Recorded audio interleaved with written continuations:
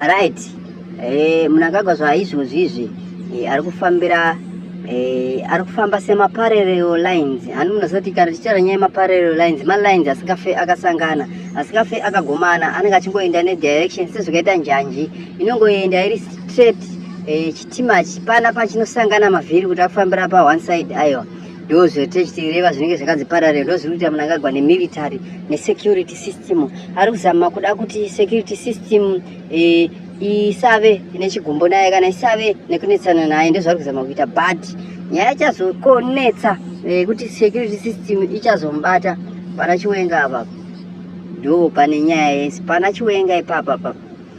Ngasaite mistake yakaitwa naBhobho, but hapasina zvekuti ngasaite mistake yakaitwa naBhobho, because those same mistake futi iyoyo yakangoitwa naBhobho yatoita kare. So mvura yadeuka kare, hapasina zvekumudzoreredza. So rega tione kuti vari kumupusha kuti 2030 kumuda here kana kuti hakusi kumuda. Right, istototaura ZANU-PF. Ndofunga ZANU-PF mese muchiteerera mavideos andenge ndichishuta. ZANU-PF imimi Emerson Mnangagwa pamoyo penyu hapo. Izvo ndo zvinhu zvechokwadi zvatinotoziva kuti aiwa muri kumushedzera kuti 2030 anenge aripo, muri kuda kuti abviswe. Tikuzviziva, muri kuda kusundira ikoko kuti makamusimbisa imimi obva abva. Tikuzviziva, nyaya iyoyo iri kuzikanwa. Naizvozvo kubva kwake isusu hakuna basa nesu, asi tinoda kuti mese mubve veZANU-PF nekuti takuda kulonja imwe party kubva kuna Nelson Chamisa nemhuri yeZimbabwe. Hatizivi kuti mhuri yeZimbabwe ichasarudza Nelson Chamisa kana ichasarudza imwe president mutsva.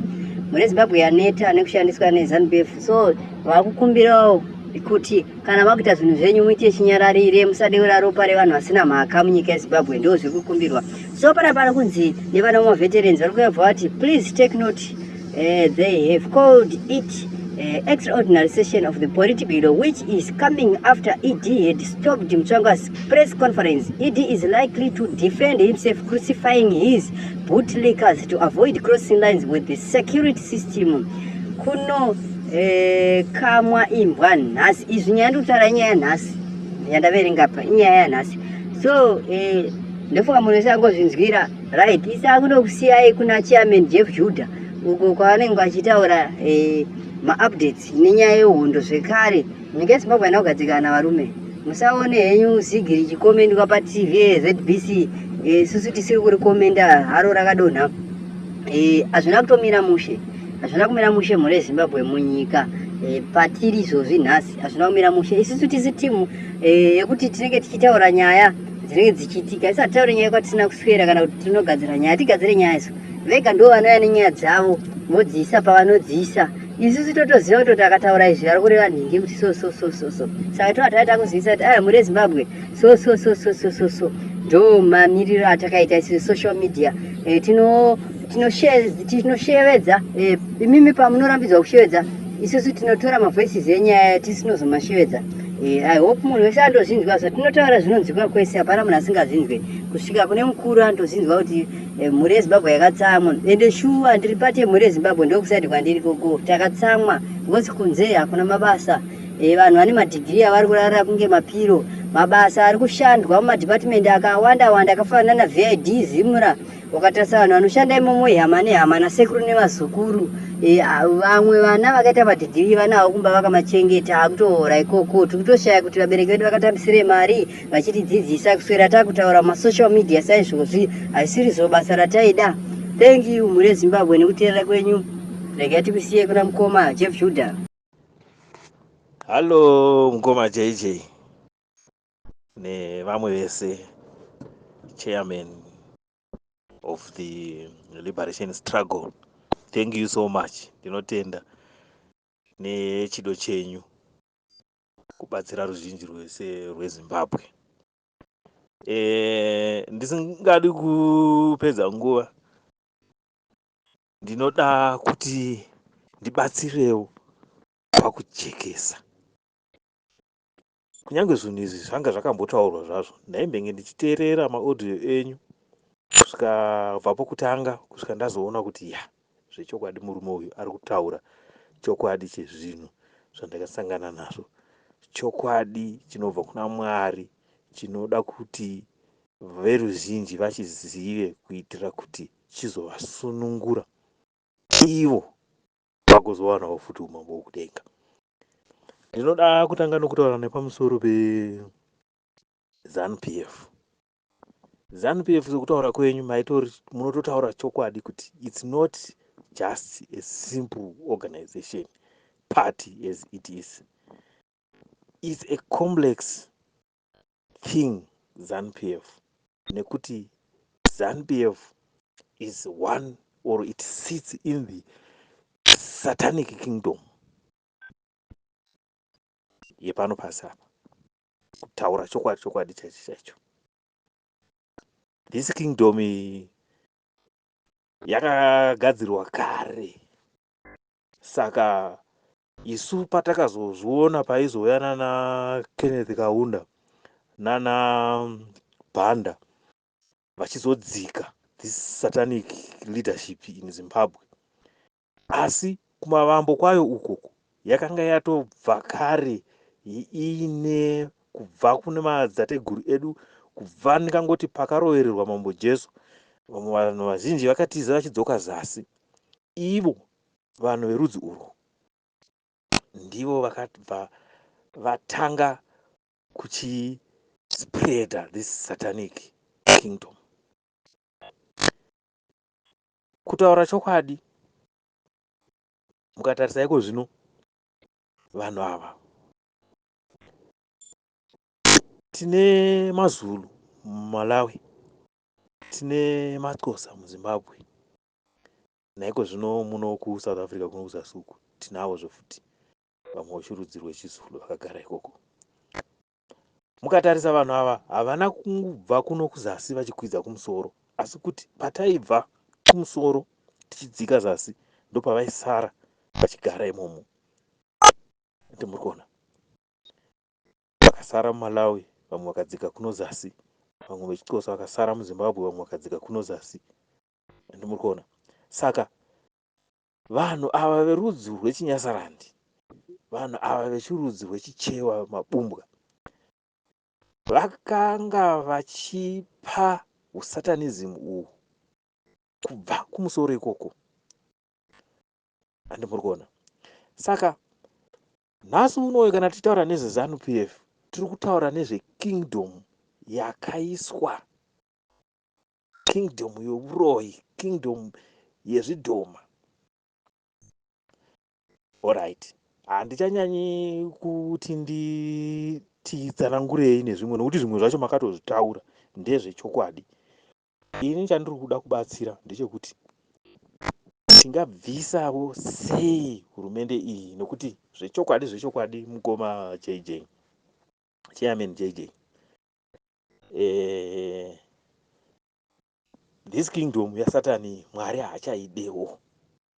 Saka yakutoda kutoti ibviswe, isusu vaise kingdom yaMwari yakanaka. Saka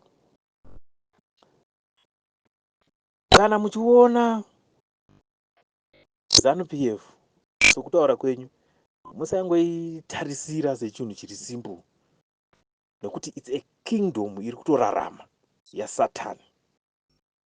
Ndimurikuona. Kubva kumusoro kwayo kuna president kusvika pasi payo. Chandingade kutaura ndechekuti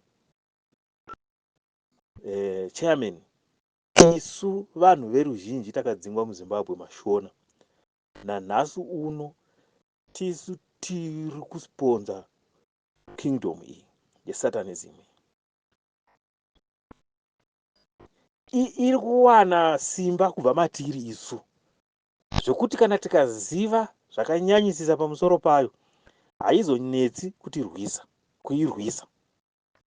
Chandiri kutaura ndechekudai so, kana muchitarisa ZANU-PF musatarise Mnangagwa chete, musatarise vanhu vanouya kumusangano chete vakapfeka mauniform, asi kuti isystem yakatoiswamo inobvira kumusoro kuna president, ichidzoka mumachief, ichidzoka muna sadunhu, ichidzoka muna kansela, ichidzoka mumasabhuku, ichizopedzisira nemumisha medu matigere, tigere nemasatanists, iwaya anotoita musangano uchicontributwa kuenda kumusoro uchizonopedzisira vanotongwa nethe head wavo vanova president wedu muno muZimbabwe. Mukoma JJ, ndo pandiri kuda kunyatso ipapa, nekuti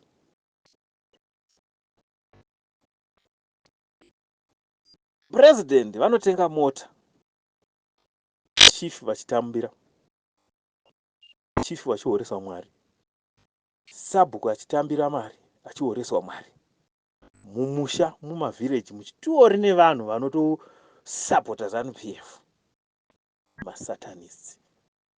masatanists nechikonzero chekuti vanhu ava vari kutonga vakagara zvigaro zvisiri zvavo, zvigaro zvavakagara zvigaro zvavakapamba vakauraya vanhu.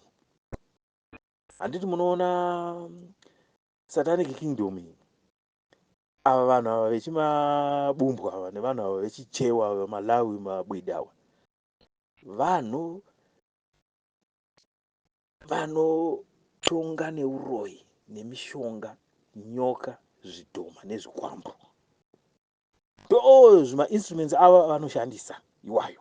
Saka ini ndiri kuti munhu wese ari muZANU-PF right now achitonga ari pamusoro pevanhu, achitonga ari pavanhu, ane nyoka, ane chidhoma, ane chikwambo.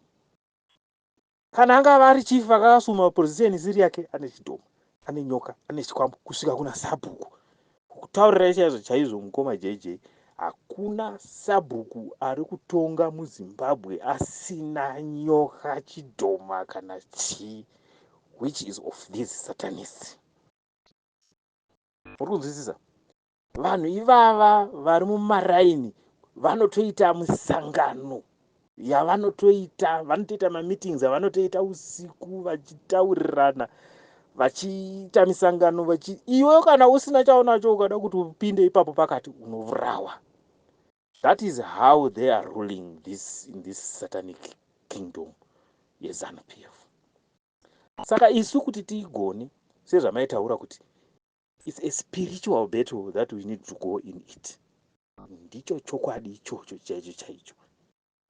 Ndicho chokwadi chamakanga muchitaura mukoma JJ. Vanhu vanofanira kuti vanzwisise kuti ZANU-PF is a very complex issue in Zimbabwe. Not in Zimbabwe only, because nonge chamukatarisa kuMozambique varoda kutsveta that satanic kingdom iyoyo kuti itekeshere nenyika yese yeSouthern Africa, yose yeAfrica. Handi muri kuona? Saka munofanira kuziva kuti isu pandanga ndichitaura kuti sei ndichiti isu tiri kuvasapota, nekuti isu right now zvinhu izvi kana zvichitangira mumaraini medu matiri, zvichiminzirwa kuti zviri mumba medu, zvinhu izvi zvakauraya the correct rulership of God that God installed mumadzinza edu. Ndo mazviri kutangira mumusha medu matiri, zvichibva ipapo zvichikwira mumasabhuku, zvichikwira mberi kunosvika zvanosvika pane mukuru kunoti ndi. So kana uri muti uchida kuti muti uome, kutema mudzi, ukatema dzinde rekumusoro stem iri unobukira futi. Kutema mudzi wesatanic kingdom iyi yeZANU-PF uri kubvira matiri iso vanhu mumadzinza, mumisha, mumavhileji edu atigere, ndimo muri kubvira zvinhu izvi zvokuti tikangozvicontrola from our own villages to the top, hapana, tinozongonosundudzira rava danda rakaoma kumusoro uko kuna president, kutaura chokwadi chaicho. Chandiri kuti riri kubva mumadzinza edu ndezvekuti imomo mumadzinza medu ndo mazviri kutangira pakuti mumusha vari kuuraya the rightful people vanofanira kunge vari ivo masvikiro mumisha. Handi muri kuona? Nenyaya yekuti vakapiwa zvidhoma, vakapiwa nyoka, vakapiwa vafemberi vanofembera, vanoziva kuti okay, umambo hunofanira kuya pana nhingi, vouraya, votora ivo vogadzira munhu uya, vochitanga kuchitonga. Ndo pazvinobvira zvoenda kuna sabhuku zvofuti wekupamba umambo like that, zvichikwira kuenda kumusoro. Saka that is how they established that kingdom. Hatimbozosviki pakunorwisana navo mumastriti kutemana nematombo tikangoita izvozvi zvandiri kutaura. We must rebel from the grassroots, kubva pokutanga mumisha. We must rebel against this satanic rulership. Handi muri kuona nokuti vanhu ava kutaura chokwadi vanoita musangano mumamusha.